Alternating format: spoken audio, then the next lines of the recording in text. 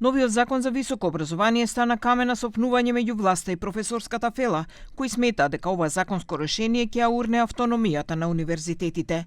Премиерот Христијан Мицкоски со критики кон нив вели дека не сакале да работат и се плашеле од новите критериуми за избор по звање. Сите оние политички шпекуланти кои што јавно кажуваа дека се против законот, наводно на тој начин се нарушувала автономијата, импровизираат и манипулираат. Тие сакаат да работат еден ден во неделата, сакаат плата 120-150 илјади денари, а не сакаат еден труд да напишат годишно, што им е работа. Министерката за образование Весна Јаневска вели дека претходно биле прифатени дел од суестиите, особено од факултетите за уметност. Да, стигна одредени сугестии од уметничките факултети. Јас и тимот имавме средба со деканите на трите уметнички факултети на Кирил и Методи.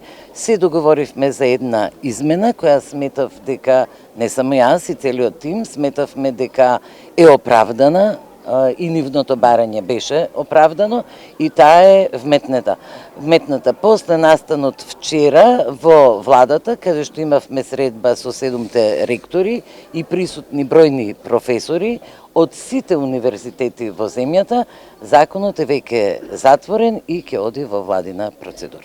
Од друга страна, професорот Башким Зибери во емисијата Клик Плюс на ТВ21 вели дека забелешките од универзитетите не се земени предвид, а прашањето на автономијата дека всушност е врзана со универзитетскиот буџет. Është se një pjesë e këtyre vërejtjeve, duke filluar nga autonomia, po autonomia për mua është problem pak më i vogël, sepse autonomia thënë preket vetëm në atë pjesën financiare dhe ma merr mendjen versionit e fundit tani kjo pjesë edhe mund të eliminohet që Ministria e Financave mos ketë ndikim të drejtë për drejtë në buxhetin vetanak të universiteteve. Вчера во владата беше одржан координативен состанок за новиот закон за високо образование, на кој присуствуваа и ректорите на универзитетите кои дадоа поддршка на новото законско решение.